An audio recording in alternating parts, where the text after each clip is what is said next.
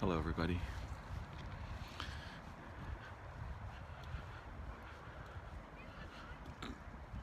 Rather than pursue a specific topic today,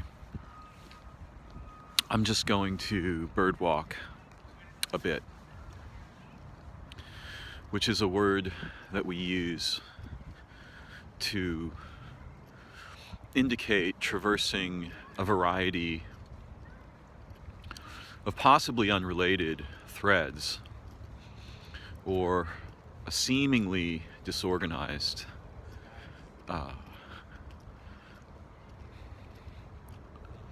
journey through a variety of ideas.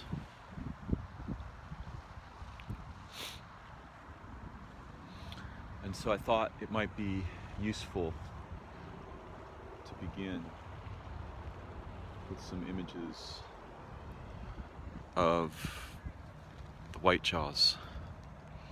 There's one of these animals today that's probably a male, and it's separated from most of the other animals. They're pretty spread out at the moment, which is kind of unusual. But this one in the far west, as the sun is beginning to set, is clearly vigilant and perhaps is experiencing something analogous to trance.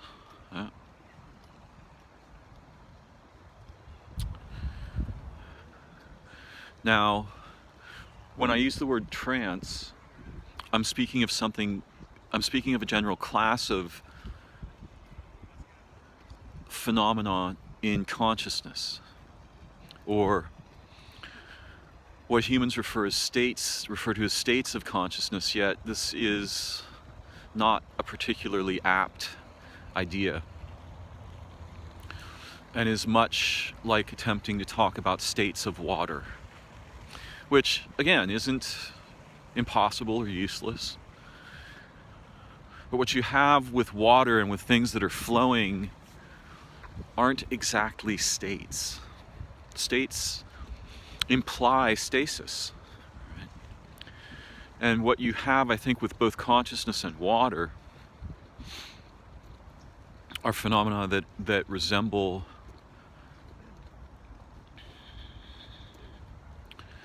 I've got to think carefully for a good word here.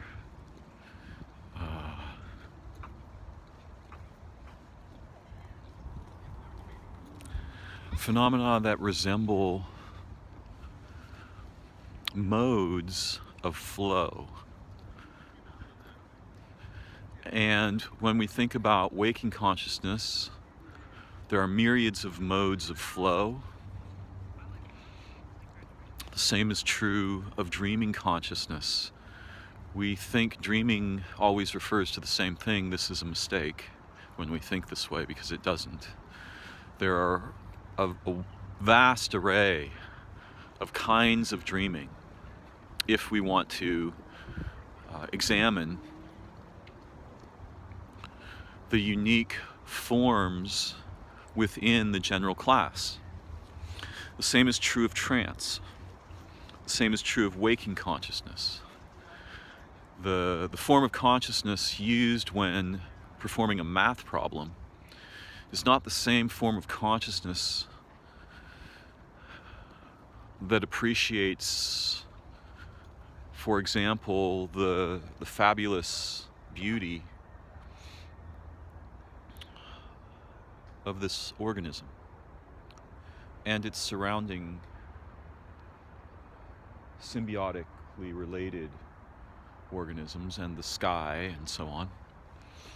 And that's a different kind of waking consciousness from the type that I'm using now to organize and produce vocalizations in English.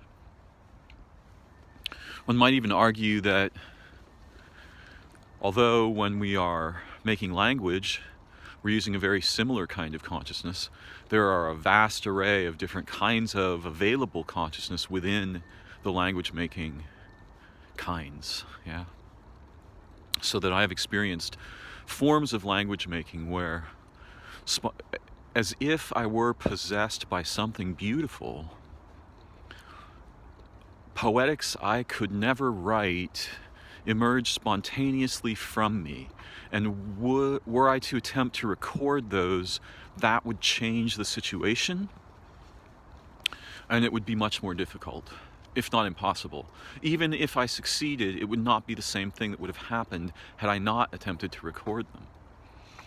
And I suspect, as a poet, that this kind of possessed, impassioned mind that I've very occasionally experienced and wondered at may have been much more common to our ancestors who had no writing, and may be the origin of poetry and song. When we are writing songs, there's a vast array of different aspects or modes of the transformation of consciousness that we might experience. Some of these can be very kind of technical and thinky, but others of them are trance-like, emotional, beautiful. And I think we revere musicians and songwriters because they not only are presenting evidence of having been in this in this form of awareness, this mode of awareness, they're also creating an artifact, a recording usually, unless we're seeing something live, that draws us into an experience of trance-like wonder or impassioned emotion. And these are things we may too infrequently experience in life.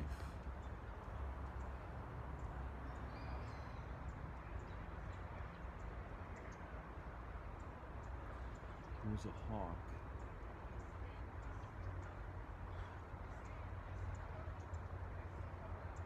The hawk is hunting worms because the ground is very moist. No, not because. It turns out that the ground is very moist at the moment,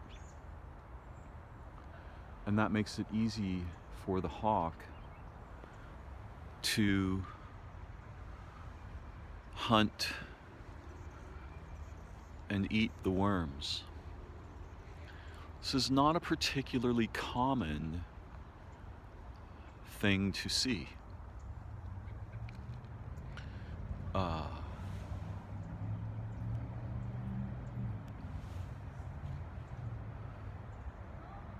It often happens in the winter.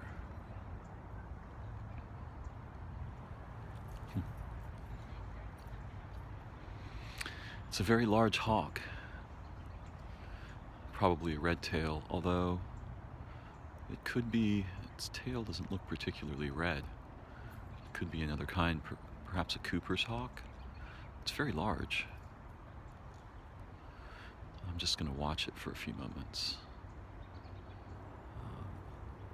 It's not that easy to show it because with the video, I cannot turn the camera around while I'm making a video.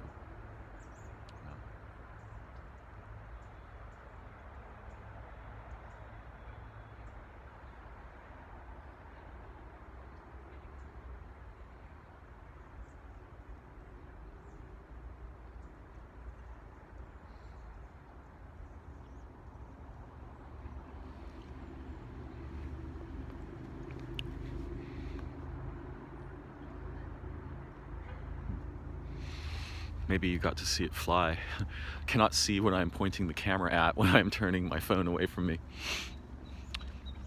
So, one of the reasons we love music is that it transforms our consciousness. Particularly when we resonate with it. And although I'm from an older generation, a generation born in the 60s, And through the 60s and 70s, what we referred to as popular music was vastly more sophisticated emotionally, prosaically, melodically, lyrically, than most of what qualifies as popular music today. I suspect that my parents and grandparents, would argue something similar about the music that was, quote, popular. There's kind of a funny pun in that word, or not really a pun, some implications, phonetic implications. In their time, yeah, they would have said, well, our music was much more sophisticated and rich in certain dimensions that they would have argued the music of the 60s and 70s was not.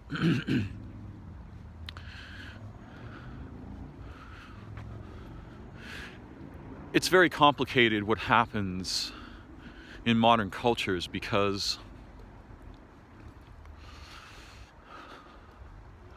over time our people became, in groups and supergroups, highly motivated to sell things.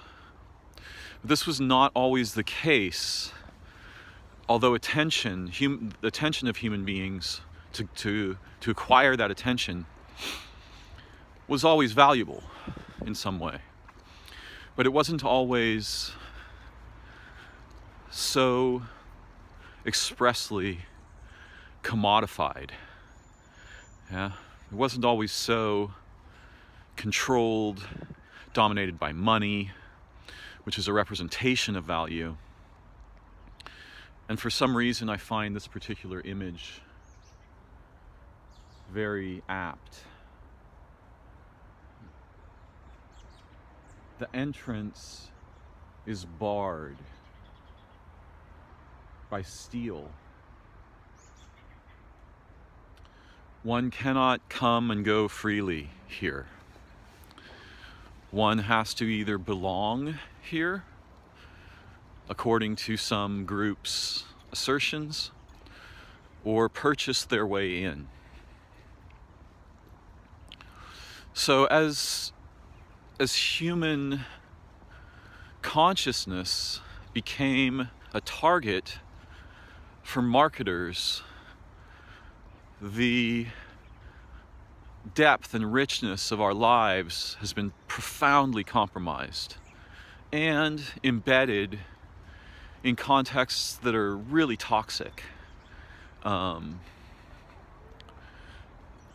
Particularly the contextual agents that marketers and advertisers comprise. The primary purpose for which we are studied by corporations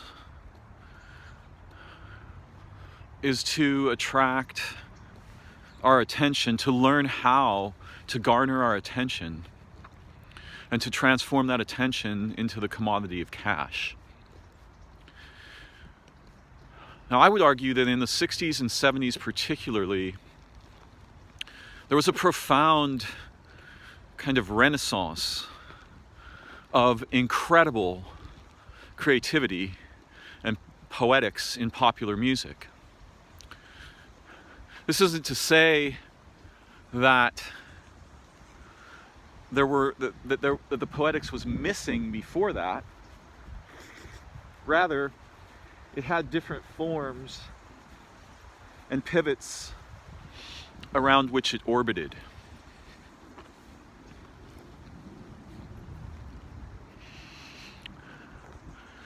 The commodification of music and art,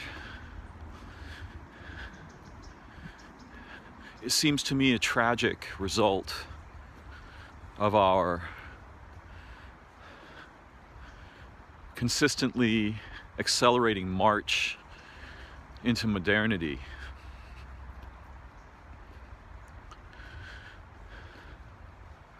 There are, however, secret hidden makers and beauties that never get sold, right?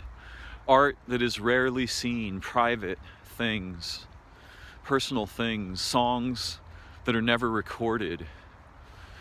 Many of the most beautiful things that have ever emerged from my mouth in terms of poetry, there is no record of. And in many cases, there was no ostensible audience other than being itself or the universe or something like this.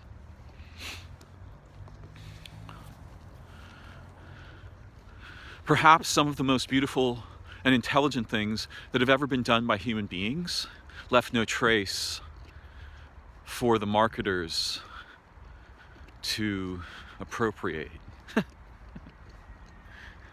And this to me seems appropriate, because the most beautiful aspects of our humanity and our intelligence are, like small children sometimes will be, very shy. They know there's a world that will turn them into commodities and objects and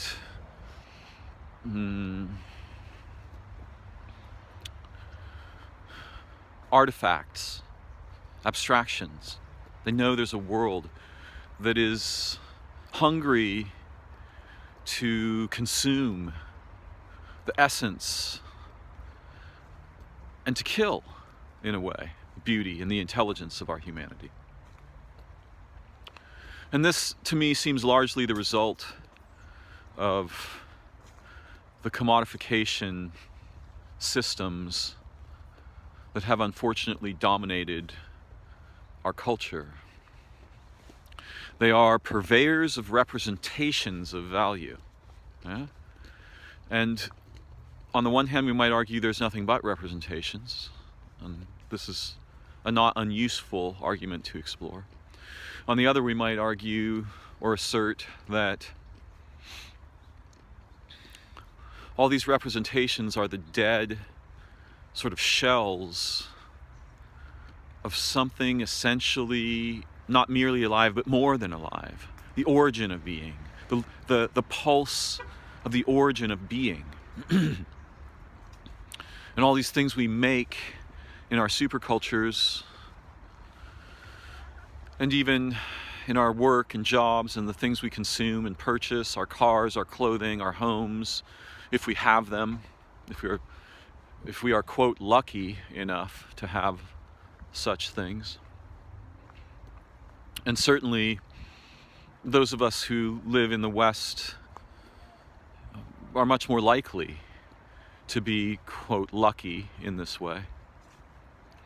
That we will have a box within which we may be capable of feeling relatively safe for the moment, and a car with which we may be able to travel to other places, and clothing and computers and smartphones and all of the accoutrement of modernity.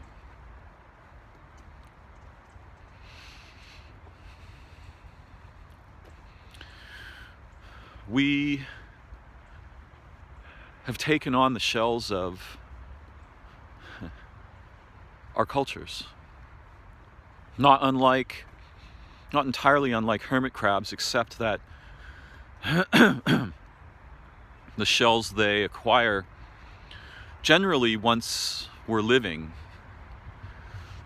and the shells we acquire are almost, of course, our houses were once mostly living trees. That's important. But most of the things we make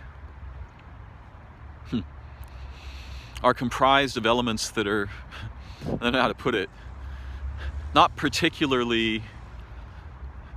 merely the remains of living things, but living things had to die to produce and extract and create and shape and transport and sell them. So this is fairly grim. But to circle back to where I began,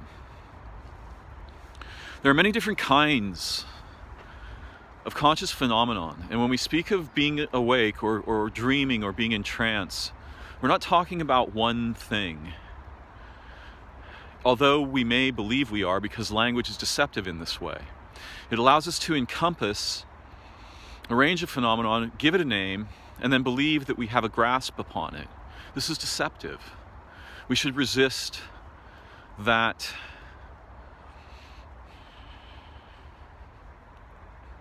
sense. We should resist that feeling.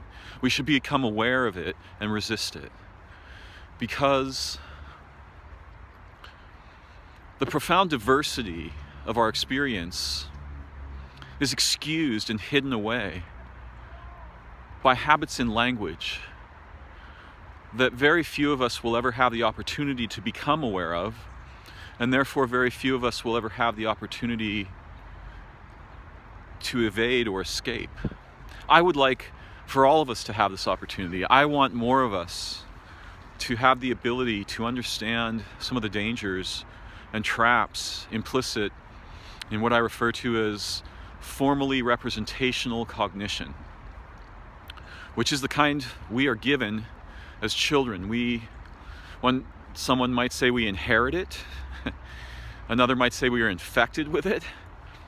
Someone else might say it is foisted upon us or forced upon us. Some might use more violent language. We believe it to be a gift to teach children we do two things, most of us will do two things with our children, and we're relatively forced to do these things in our cultures. The first is to enculturate them, to introduce them to the various branches of cultural identity and meaning and activity that are prevalent in the time they are born.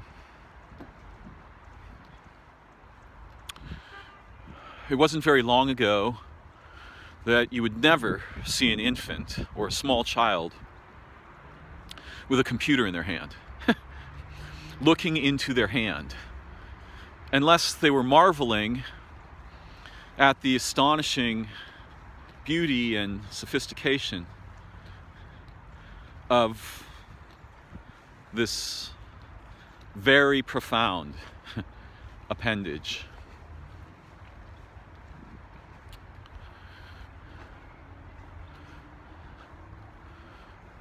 Of course, it's not very long ago at all that no adults were interacting with computational technology. This is a really new thing, and it's become astonishingly pervasive. And I would argue it's a trance induction phenomenon. The reason that I would argue this is, well, there are many reasons.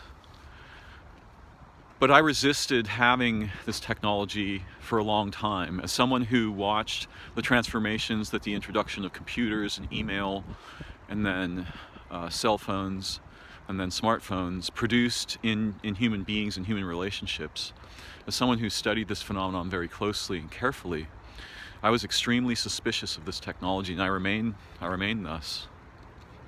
But I would argue that it's a trance-inducing technology, and one of the reasons I would suggest this, though this is not merely what it is not merely that, is I remember the first time I brought my iPhone out into the world with me, and I paused to look at something on the internet on my phone. And as I did that, because I am unaccustomed to it, I was shocked. The world disappeared. My memory of myself disappeared. My consciousness changed so dramatically in an instant from a single, seemingly modest behavior that I was absolutely staggered. And I realized that the things I had been observing in other people,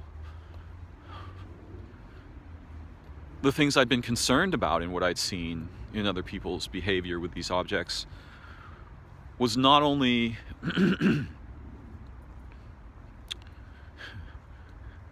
let's just say my concerns could not have encompassed the intensity of the transformation in consciousness I experienced when I took out my smartphone and looked up something on a news site. And I was completely blown away at the intensity of that immediate transformation. And it validated what I was concerned about, that this technology is profoundly dangerous.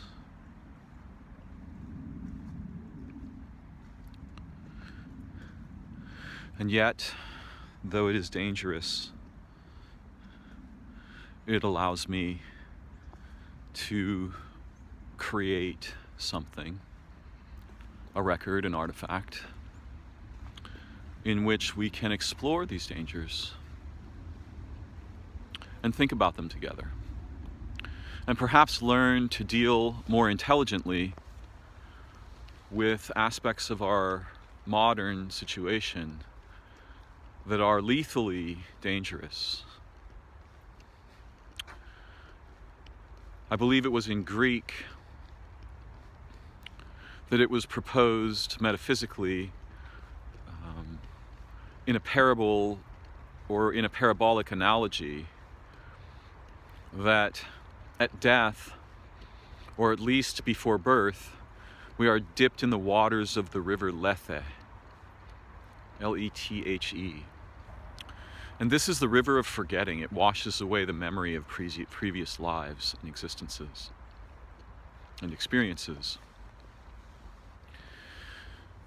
And much of our modern environment, socially, technologically, relationally, vocationally, is lethal in the sense that it causes forgetting.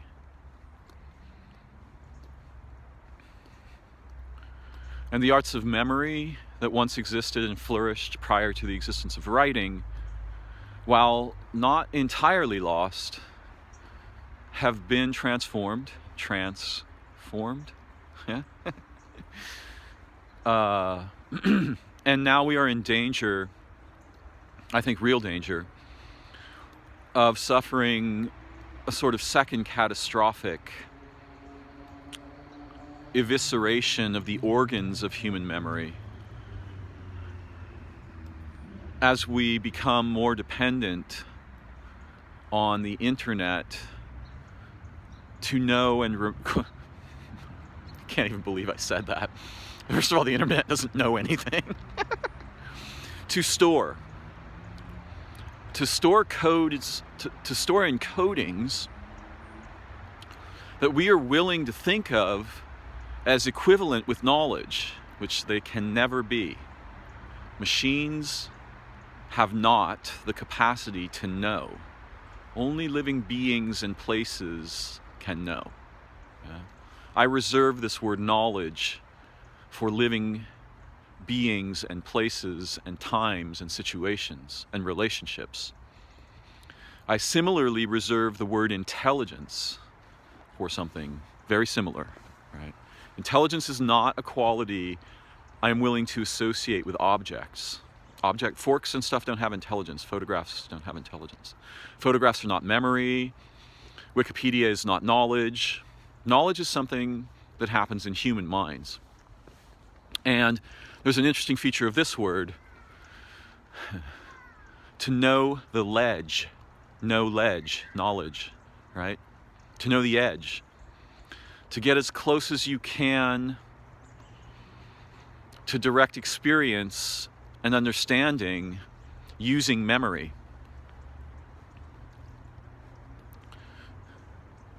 We call the place we travel through to change our location, we call it an entrance. And it's very clear that our ancestors used trance, or something we would call this, though they did not, to travel. And they used water, trees, phenomenon in the sky, holes in trees or water or the earth as beginning places the same way we might use a door or a gate.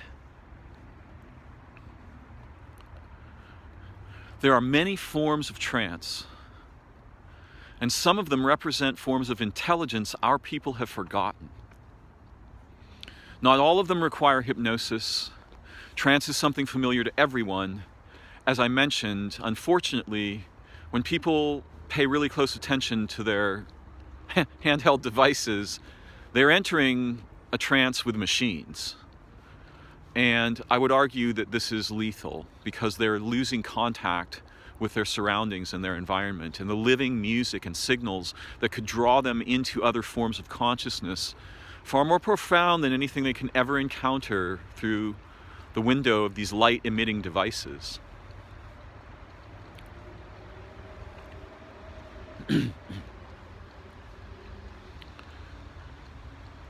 So there are many kinds of trance, and there are many kinds of dreaming, and there are many aspects of waking awareness. Not one. These words are deceptive in that we think a single word encompasses all the phenomenon. It cannot, it shouldn't. We should resist that.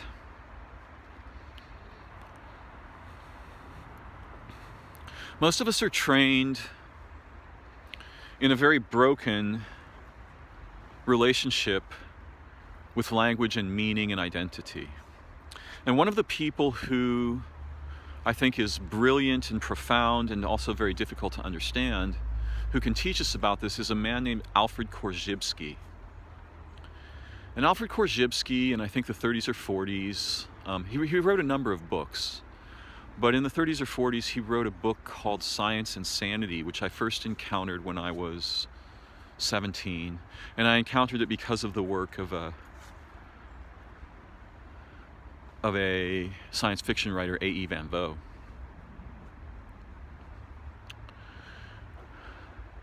In Science and Sanity, Alfred Korzybski invites us to explore features of language and thought that are lethal, and by so doing, to learn to escape them. And I'm not going to talk too much about him today.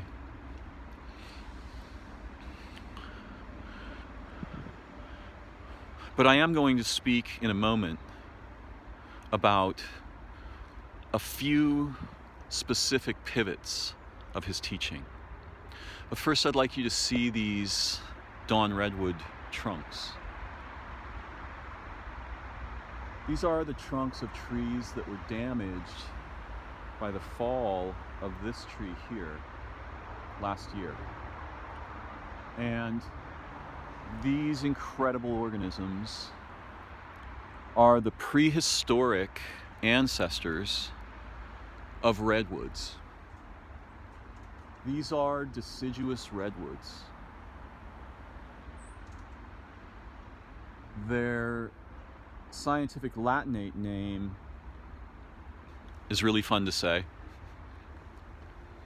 I'm hoping that these trees haven't been killed. I think they have not. I think I will discover in the springtime what happens. We will see what happens. But their Latinate name is Metasequoia glyptostroboides. And these were believed to be extinct until sometime, I think, in the 1800s, when a single living specimen was discovered alongside a temple in China, if I remember the story correctly, the narrative. Discovered. That's funny. Really? It was there the whole time. I mean, and there may be others that have not yet been discovered, but biologists believed that the species was extinct because it was only known from fossils until this living tree was discovered. And all of the trees that we know of, all of the living specimens of this tree, come from that one tree.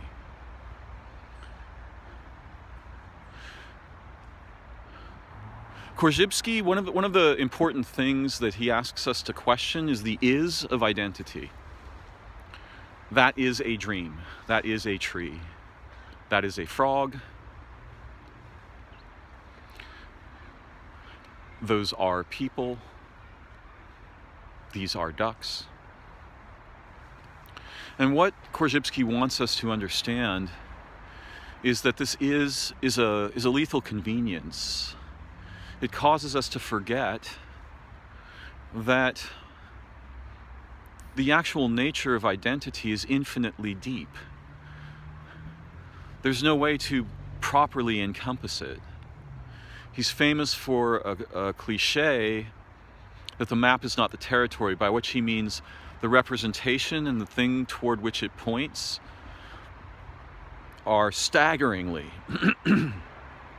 different. The word duck is nothing like a duck. It has almost nothing to do with the phenomenon toward which it points.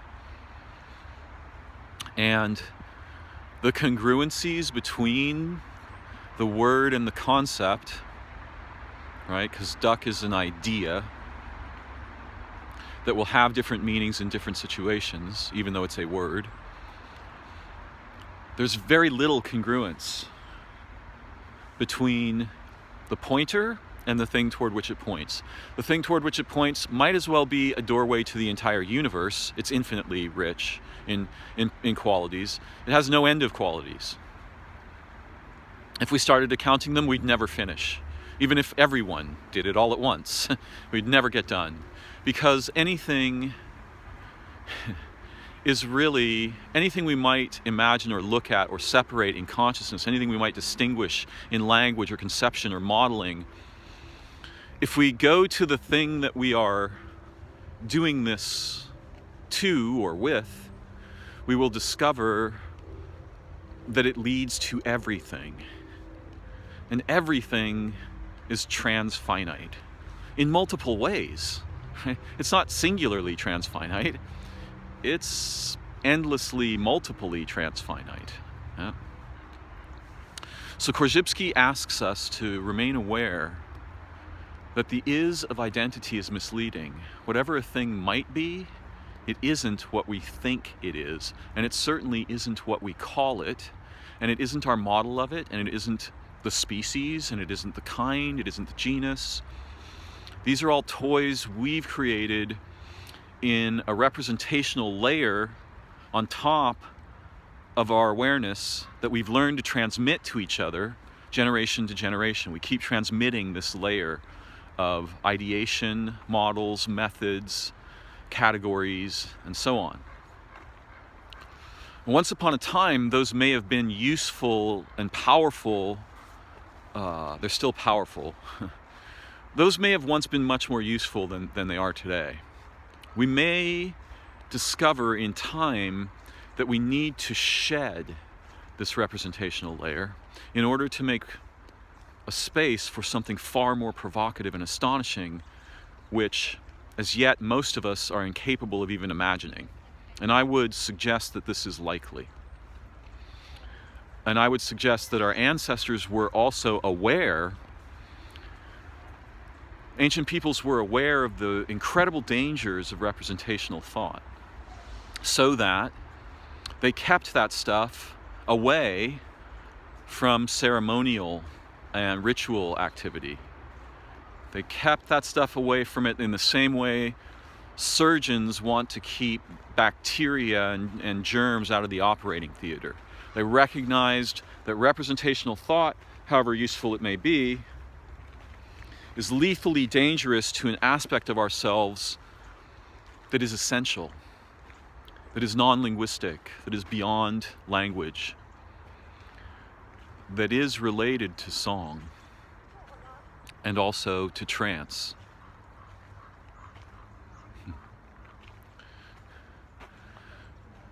To enter a place, we go through the entrance. This is not an accident, and there are many similar non-accidental hints throughout our language about things that were once deeply understood, have now been forgotten, and what we have are sort of the fossilized remains of understanding in our languages and our habitual ways of referring to things conceptually and linguistically.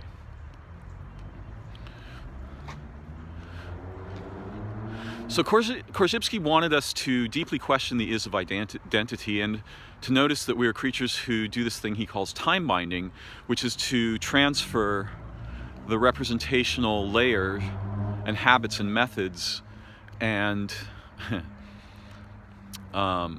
handicaps, disabilities that our existing cultures preserve and embellish.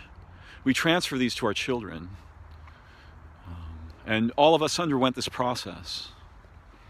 And that is why you're able to understand the face noises I am making in the language we call English. Now, if we remain aware that the things we refer to are not the names and ideas and concepts and models, we have a very different form of intelligence. If I know that I can say the word tree, but that that's just a pointer to something infinitely profound, a little bit of the lethal effect of representational cognition fades away. And the more that I become aware that what I call things and how I think of things is very different from those things themselves, it gives me the option to touch the things themselves with my awareness in a way that dismisses my knowledge, my representational knowledge. And in that, we have the opportunity to experience something like the opposite of the river Lethe. The river of remembering, to remember, to draw into organismal union, communion, yeah? To remember, to become remembered of, and to remember ourselves and our nature and the universe and time-space and origin and being and love and essence and wonder and ecstasy.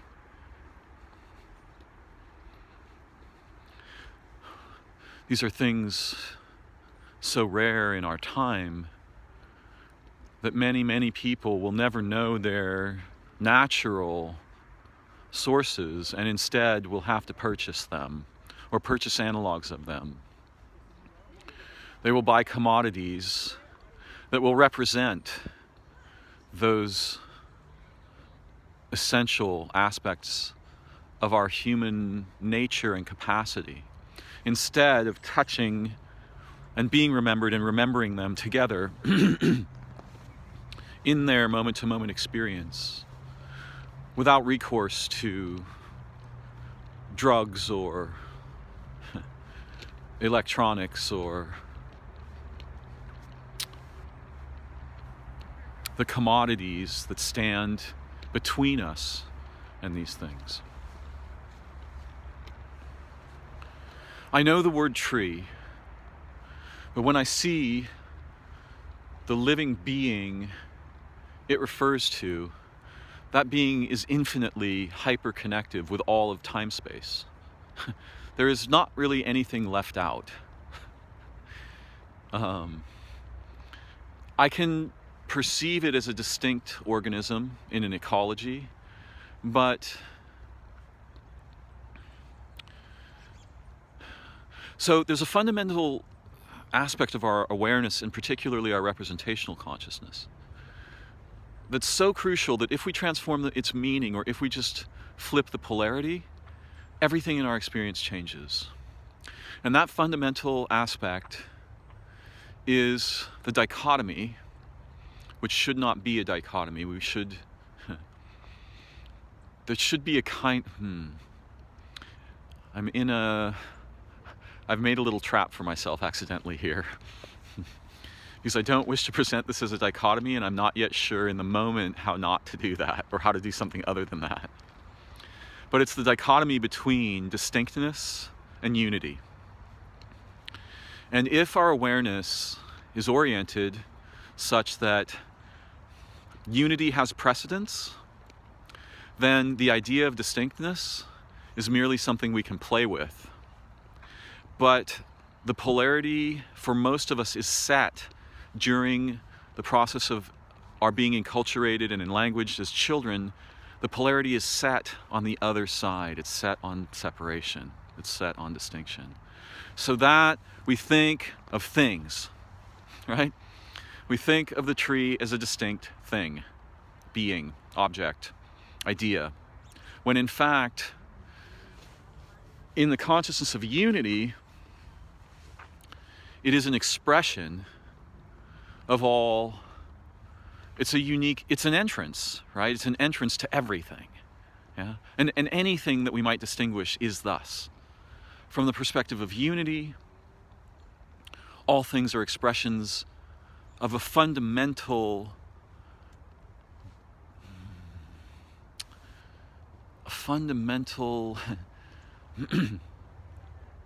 relationship. No. It's so hard to put this in language. I'm so used to the language of distinction. We don't really have good language about unity. Though we have words, like community and things like this, and communion. From the perspective of unity, all things are local expressions of the nature of origin, being, translocal identity, relational intelligence, communion, exchange, symbiosis. So that fundamentally what you have on Earth, of course it doesn't end at the edges of the Earth, it's all of time-space. And even beyond that to things we have no concept for yet. But essentially Earth is one organism. One, first. First, everything is one. Then it's possible to think of things as being distinct. But we should understand why we're doing that, why we're choosing that. And we should have the volitional ability to move back to the perception of unity, not just the idea of it. The almost electrical power of the direct perception of unity. And when we have these experiences, the result is unlike anything you can imagine. It's a form of intelligence that our people must have once had, that probably our representational cultures were born from, but then were quickly overpowered by it. And the same thing happened to us as children, the same story. The story of the fall, the story of Adam and Eve eating from the tree of knowledge, right? These are stories of something that happened to each of us in childhood. We started out with the mind of unity, I suggest. And I suggest this because I have memories of it, not because it's a theory that I like. So we started out with this mind of unity, and we were trained to use an aspect of our imagination to make cuts in that unity, to distinguish. Yeah? And notice the likeness between this word distinguish and a word that we're all familiar with, extinguish. To make the light go away, to make the heat, the warmth go away, to extinguish. Yeah. So there was something alive in which we participated at birth that was so intelligent that it had the power to acquire the representational overlay from any culture we might land in. Even the culture of dogs, right? Even a culture of another intelligence from another world. We have the capacity inherently to acquire that representational overlay, but the aspect of our imaginations and minds that have this ability are usually essentially killed by it. They are extinguished. Now, it doesn't mean that they go away entirely. Part of how we understand meaning depends on the survival of at least a small aspect of this essential pre-linguistic intelligence, this pre-linguistic awareness. And many of us suffer because although we've preserved some degree of it so that we can at least understand language and respond to statements and such, the degree differs in each human being, and it differs in each context, and contexts transform that degree. Situations, relationships, and so on, they change this degree to which we are able to experience meaning and not just have a thought, a thinky thing, a sort of computational like thing that tells us that round indicates a circular, some quality, right? We can ascertain qualities and understand qualities implied by language, but meaning is a different thing. Meaning is something, it's a felt sense. It's like your heart, right? So I'm suggesting that when we were children, first of all, I think we were entranced constantly, and part of this trance is what we call play. And people say, like, well, you grow out of that. No, I don't think that's what happened. I don't think we ever grow out of that. What happens instead is something very tragic. It gets buried. It gets extinguished. And it gets extinguished by our encounter with that representational layer of consciousness, of awareness, which doesn't have to have that quality. That's not the only way we can play this game that's very profound to us as humans. Oh, this is astonishing. I'm going to interrupt for a moment of just participation, even if only through an image, in this phenomenon. The humans might classify this as a decomposer, but it's far more profound. And in fact, as I said, it's an entrance. This is a way of entering everything by just relating with it directly. Yeah.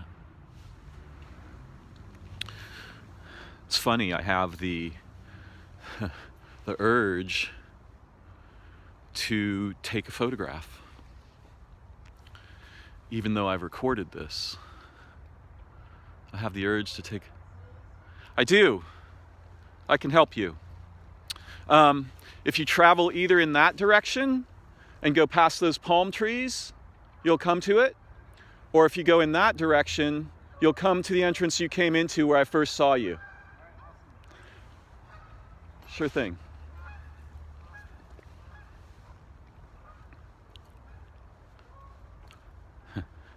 They wanted to know where the exit is. And what I would like for us to discover together is, where's the exit to representational intelligence? Because somewhere near that exit hovers that essential awareness that we had as children, right? That was so profound that it endowed us with the capacity to acquire a representational overlay. And that overlay eventually, essentially extinguished. The thing we acquired it with, although it left remnants, and those are what we refer to when we, these days, talk about our imagination.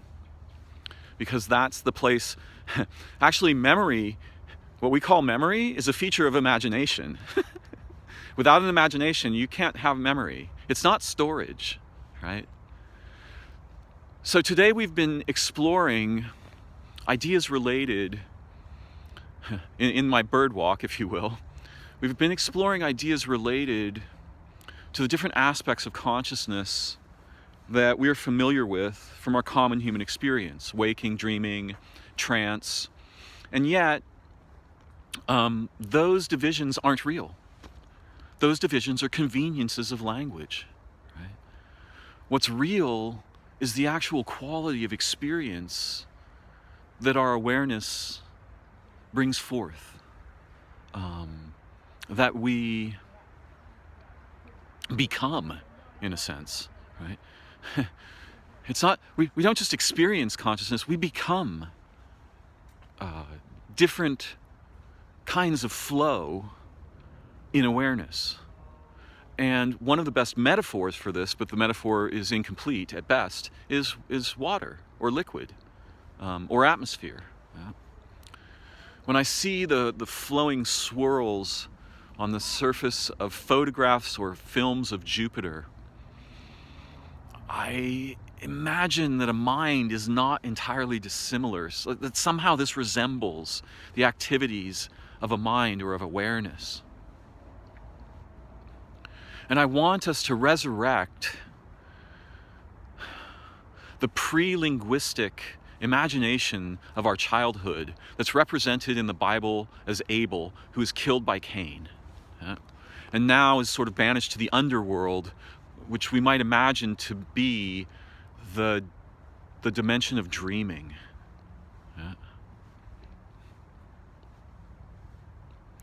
I'm so excited to be able to even have the opportunity to speak of these things.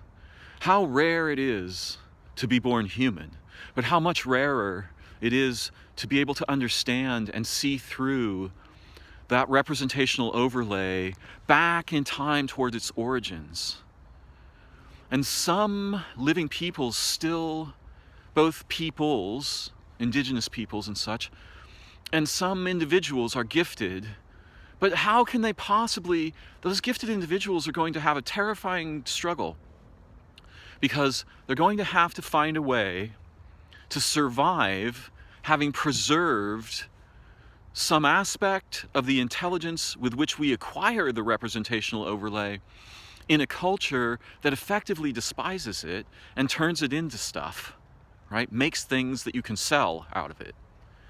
So they might be born a brilliant musician or an artist or a dancer or a poet or an orator or an actor or something we don't even have a name for. And the culture's going to want around them, it's going to first attack them, probably. Although some of them will be immediately celebrated, which might be just as dangerous. Because the thing that killed the originary mind is the thing that's celebrating your fame when you're famous.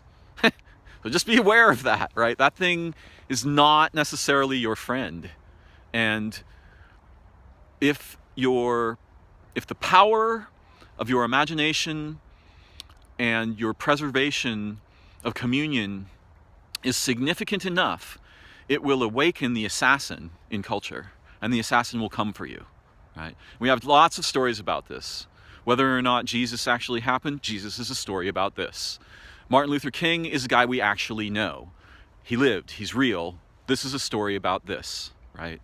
If you pose enough of a threat to the existing representational culture monster, or monsters, or however you want to think of it, they'll come for you, right? They'll send the assassin, or they'll produce an assassin. John Lennon is another example. There are many. There are countless women whose names we don't even remember, who were just obliterated because they embodied this originary consciousness, awareness, intelligence. And some of those women were called witches, but it doesn't matter what they were called. They were assassinated, right? And they were subjected to torture and so on and so forth.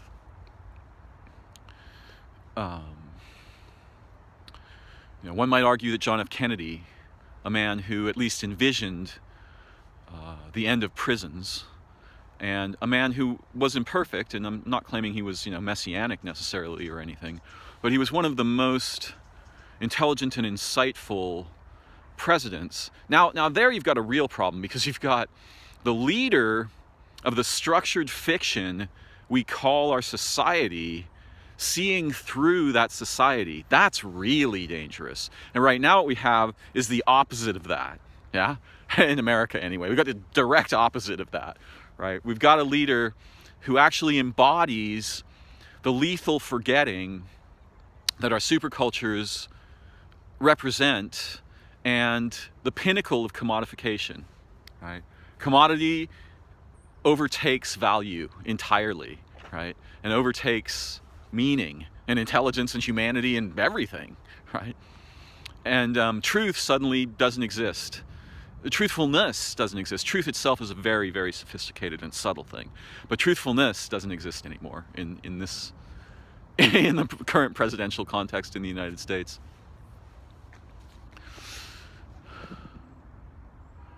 The light, the rhythm of the patterns of light on water at sunrise or sunset is one of the most primordial and essential examples of the entrance to everything. I am so very grateful to have been able to have this time to share with you and learn together and to reflect on these things in my little bird walk. And I began with no real idea of where I was going. So we don't always have to have a plan to make something meaningful or beautiful. And hopefully I've awakened and reminded something essential in you. And maybe you will return the favor in dreaming, in trance, in communion, in relationship.